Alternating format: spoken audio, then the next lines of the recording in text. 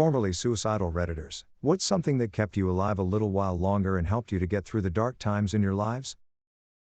If you ever need help, then please know that there are many qualified people who would like to help you. There are crisis services worldwide that are trained to provide support. They are designed to give temporary relief from feelings that are overwhelming you, and while they are unlikely to fix any underlying problems, can help you get through a tough hour/night/week. Chat services are usually available on these sites. In the US, calling 211 or going to their website is a free referral source. They have providers who will see you regardless of your ability to pay. Just as you would see a doctor when you are sick, you deserve to take care of your mental health. My cat found me in the bush in the back of my house at 3 a.m. and wouldn't leave me alone. She headbutted me and rubbed into my legs as I stood there with the knife trying to get her to do away. Had her for 20 years until she passed 2 years ago. Something about her that night broke me out of the crushing darkness momentarily and allowed me to get therapy to deal with the problems. Love you, kiss. My cat was the same. I went through a really bad period, and every time I committed to ending things, she would just be right there cuddling and purring and refusing to leave me alone. She would put her paw on my arm and dig her claws in just enough to make me look at her. She saved my life a few times doing that.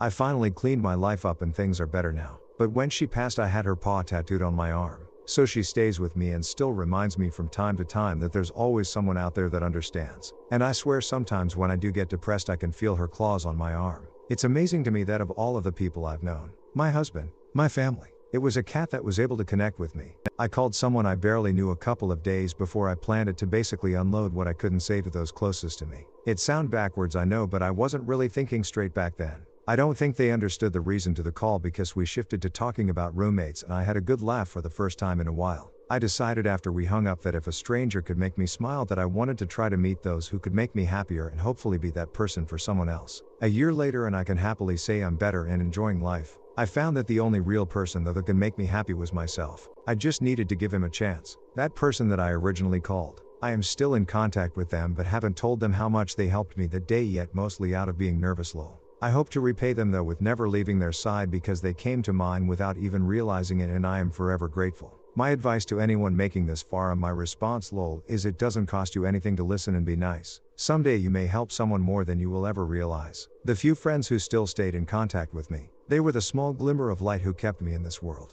For me it was my nieces. They were babies when I started having suicidal thoughts, but I kept thinking, they'll never get to know me if I kill myself. I would think of them saying, I have 2 aunts on my dad's side but one of them killed herself. I didn't want them to say that. Now, I don't really have a relationship with them because I don't have a relationship with my brother, but at least there's the possibility of one in the future. My 9-year-old daughter. About 18 months ago I was in a very bad place, but I am a single dad and I would not do anything to hurt my daughter. I remember reading somewhere where someone was suicidal in a forum saying they were going later that day or something, and everyone was talking about it, and someone replied something along the lines of, why don't you just go? I've always wondered this about people who are suicidal. If you're really done, then why don't you leave everything behind? Start walking in a direction and just go. It doesn't matter where you end up or if you get killed along the way, because that's what you were trying to do anyway. Something about that really resonated with me. Those of us with nothing to lose have everything to gain from this world. My cat helped me to keep going. Unfortunately she passed away, but I keep going with her in mind. What has helped me is to keep my mind busy at all times. I work on my YouTube videos or paint a lot. It keeps me focused on just that. I'm still depressed and suicidal, but haven't had an episode as I call them, for some months now, except some days. I was suicidal and taking Xanax, but I took too much on accident. I could feel a weight on my chest type of feeling. I was scared shitless from it. The day after, when I finally felt like I was able to do something, I adopted a puppy. She's been my reason to get up in the morning for over a year. I'm so glad that caring for a dog helped you in that way. I struggle a lot with suicidal thoughts and I have pretty severe bipolar disorder. I want so desperately to adopt a dog because I know it will improve my mental health significantly. Dogs have always had such a huge impact on my life. Every day I almost drive to a shelter and pick up a dog. Every day I look online for adoptable puppies. It feels like my heart is yearning for them. But I can't adopt, because I am in an incredible amount of debt, and have lost my job to my mental health, and applied for disability benefits, which was denied. No income.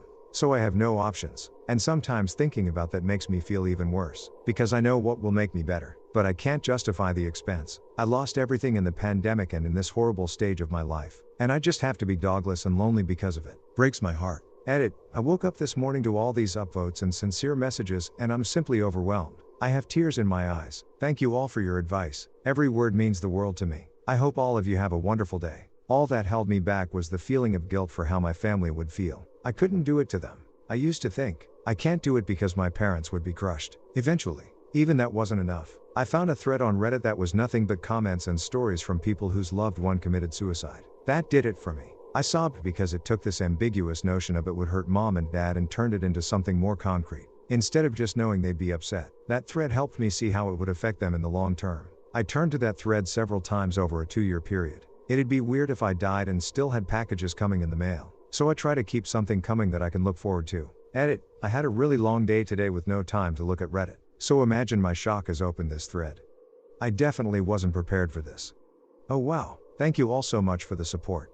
I'll try my best to go through and reply to as many people as I can sometime tomorrow. Again, thank you all. The guilt if I failed and everyone found out. I've heard some horror stories about people who survive. Like that they go through extreme pain or they're permanently damaged from it and stuff. There's even stories of people surviving gunshots to the head. I always had the mentality that if I attempt it, I need to be certain it'll work. But I never had time to do the research to make sure it was like 99% gonna work. Because the research involved checking out locations hours away. So I never had time. And then luckily I stopped wanting to do it. So there was no need for any plan or research. Knowing that my mom wouldn't have someone to walk her down the aisle when she married my now stepfather. My dad had died 3 years prior and I think it would have broken her completely. The thought that any of my students might look at my decision and choose to follow in my footsteps. I could accept my own death, but I couldn't stand the idea of theirs. I finished a suicide note and folded it into my wallet on the bus ride back onto base after a weekend of binge drinking on the beach to avoid every person I could. When I got back to the barracks, I looked at my rack mate and told him exactly what I wrote down in that note, and instead of making things worse, he genuinely helped me and reminded me that not every Marine is meant to do a full term.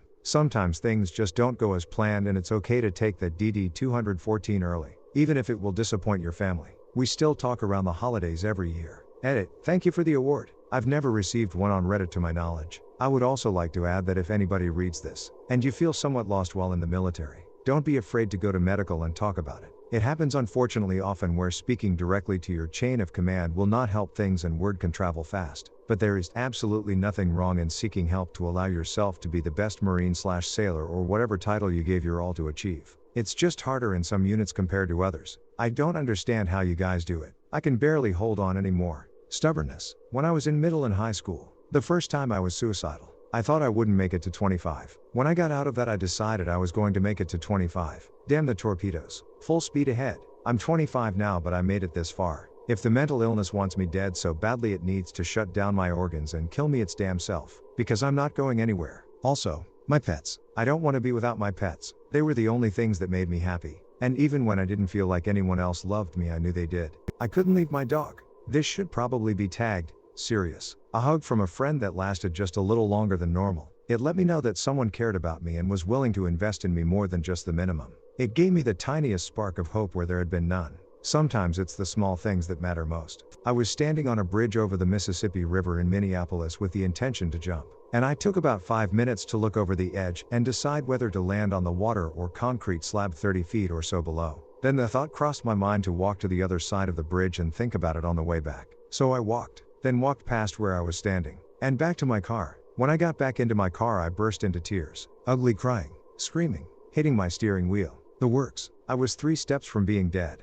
1 onto the concrete, 1 over the rail, and the last off the edge. That was the lowest I had ever sunk. I think what kept me going was the thought of lost potential. I was working a monotonous job that didn't challenge me, had no friends, and had so much love to give to someone who I hadn't met yet. I didn't want to lose any of that, so I devoted my life moving forward to growth and challenging myself. Now, 2 years and 1 month later, I have my own house, a loving girlfriend, a fun and challenging job, and am in the best mental state of my life. I'm glad I didn't jump. The thought that killing myself meant those who didn't believe in me won, so I refused to die. Out of spite. Watch me live and succeed in life. Now. Edit: thanks for the very kind and very fake unkind words. It was lovely. And the awards, what a ride. A few things I'd like to add. 1. I am an angry woman. 2. Camus resonates with me. Yes, have read him extensively. Chill dude. 3. Some lives do not have positive emotions and we make do with what we have. 4. It is always worth it to rub your success in trashy people's faces. Stay alive for arrogance. Found my father's pistol, but couldn't find the bullets. There was a page online that talked me down and convinced me to give it 24 hours. So I made a deal with the devil.